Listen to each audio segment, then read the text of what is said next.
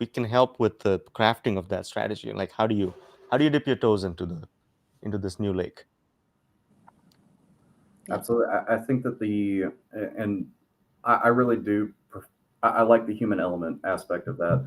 And it's the same reason that we talk to our clients and we say, we would love to come out on site as much as you want to have us out there, because we actually want to have a face to face interaction. Even just talking to our viewers, Megan and AB, through this video camera, it doesn't feel as authentic as it could, as actually having that human interaction, human conversation. Now, granted, the use of AI will make things more efficient. It will save time. It will save money. But still, at the same standpoint, you want to have that trusted advisor that has the experience, that have seen the pitfalls in previous projects before and know those stories. So that way you can watch out for them and also have that personable relationship. That's not something that you can have with AI.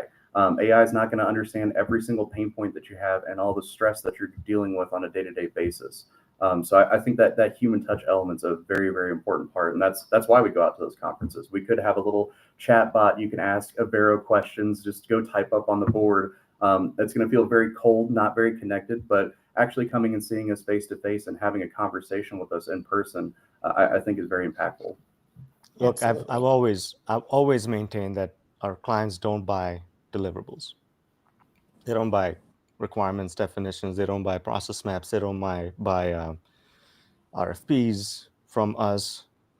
They buy connections and relationships and intellect, right? When a client signs a contract with Avero, they're doing it as an extension of their staff. They want extra brain power. They want extra firepower in this very critical thing that they're chasing.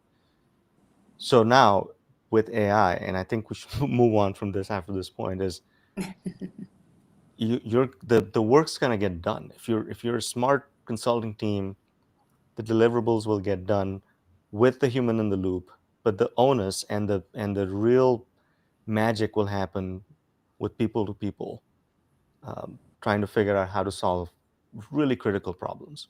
So it may not cost the clients less, but you'll spend more time on the more qualitative stuff and more budget on the qualitative stuff. A, a client of ours at GFOA was like, I really need a partner in a consulting firm that can help me figure out where this is going. Where do we go next? Yeah, this project you guys are doing is great, but where is the next thing? I didn't bring you guys in just to sit in meetings and take notes and check off boxes as a project management team. That piece is going to is elevated already, and we need to be there as consultants with our clients, not just pushing deliverables, which again, robots can do. That's right. Jacob asks along those same lines, how do you personally or as an organization stay on the forefront of these emerging technologies? How do you make the decision to implement the new tech for clients and maybe even for ourselves internally? I'll go. I'm by just being a nerd about it, right? It's Yeah. like I am an early adopter on everything. You show me a new tool, I will jump into it to test it out. You need to have a deep interest in um, technology and how it can make things better for ourselves, for our clients, or just a new cool toy. Like I just love playing with cool new stuff. So that's how I stay on top of things, and I don't think I am on top of things, right? It's just when you first hear about ChatGPT from the newspaper, you're way behind. So going to conferences, going to AI conferences or newer conferences than just the ones that we've been going to, opening your minds up to what else is out there, reading new things, clearing your feed of the same old things, and really getting into it. If you really want to get into it, it's not too late, right? You can sit back and think that, oh man, I missed this AI boat. It's nowhere close to leaving the port. Um, and yeah, the only way you can do it is by yourself. There's a lot of resources out there, including our channels. Go check them out. Go follow me, and I'll tell you what I'm playing with these days. But there's no course. Like you sign up for a course on AI, it's too late. That course was made 6 months ago, a year ago, and it's obsolete. So Mm-hmm. the only way to do it by yourself is by yourself.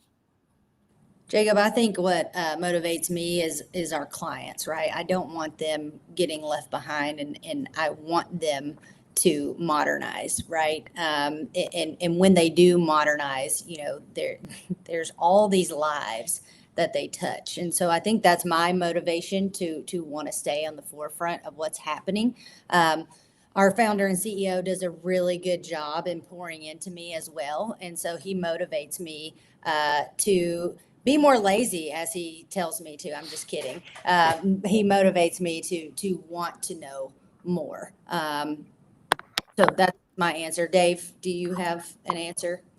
Yeah, I mean, you hit on the passion side. I would definitely say it's constant research. It's not necessarily taking that, course that like AV says 6 months out of date. It's just constantly looking into what are vendors now coming up with, what are they talking about on their roadmaps for their systems.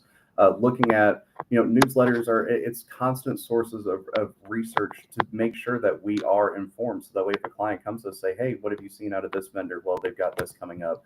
And having that information, it's important to make sure that we're aware so that way we can advise our clients to the best of our ability. Yeah. There are two more topics I want to dive into before we wrap up. One being federal funding, right? ARPA funds are drying up at the end of 2026, right? And so I want to get your all's thoughts on what we're seeing, right? And what advice do you have to give to our CFOs and our finance professionals in terms of these ARPA funds going away? Yeah, I it's mean, definitely sorry, go go ahead, ahead. Davey. Sorry. Nope, nope. You.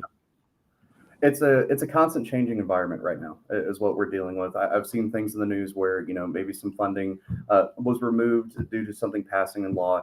And the biggest thing is going to be making sure that you're prepared for what projects do you have coming down the road. Where are you looking at that funding for, and making sure that you're not only obviously responsibly allocating that. That's something that finance officers are very they do their due diligence on, but looking and preparing for this ever changing environment that we're in currently.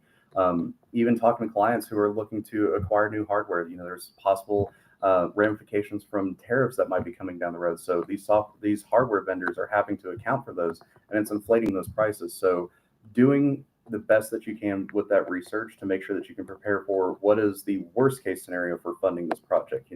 What's our absolute emergency backup plan? I think it is definitely a good strategy. Well, I would say, obviously you need to spend it or it goes Yep. away. It's a good time for you to do things like come up with a strategy for what do you need. So technology strategy, if ERP is a big pain point, go for it, right? Reach out and we can help you identify what those steps are, and also give you estimates on total cost of ownership, like how much of the funding you have left is going to be enough for this project. And there are other ways of coming up with the funds, and it comes down to how creative the finance team is, the leadership is. And I don't think the 26 deadline is, it's not a surprise. It's always been there. But if you've been sitting on the funds, it's time to do something. We have some questions in the chat. Are there any tools you'd like to see more of in future GFOA conferences? It's a really Yeah, good question.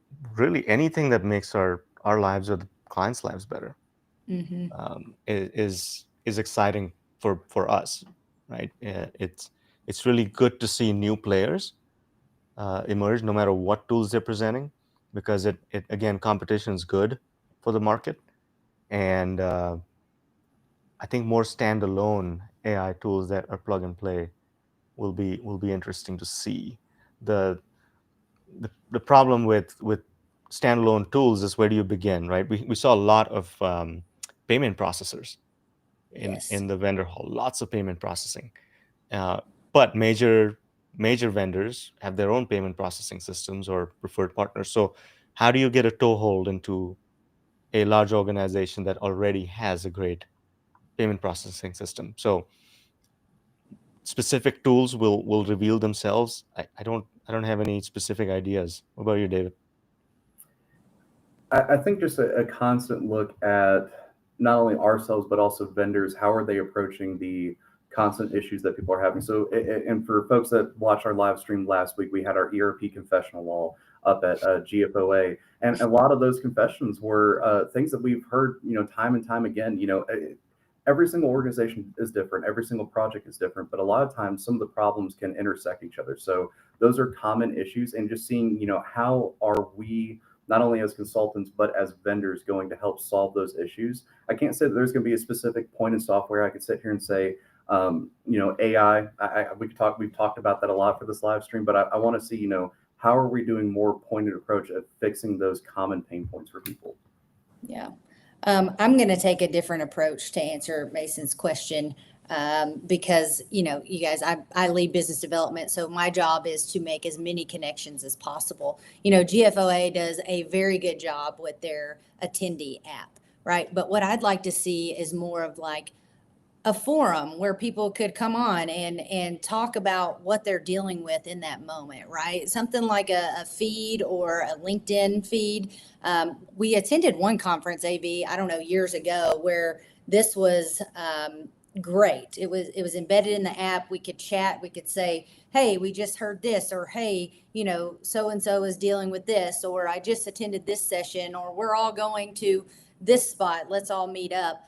I think is just a good way to connect with people outside of the vendor hall and add that more humanized element to the overall show. So I know you guys were talking about product, but I told you I wanted to take a little different approach. I wish there was something embedded in the app where we could do that. I want to talk really quick. Oh, go ahead. We'll answer Thomas's question.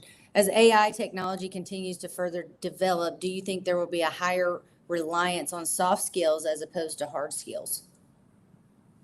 100%. I mean, soft skills have always been important, especially in consulting. Again, to my point earlier, what are people buying? They're buying smart people's time and experience and expertise in a certain thing to get to a certain outcome.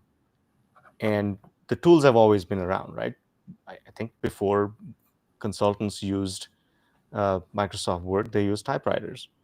And before that, they probably had handwritten reports.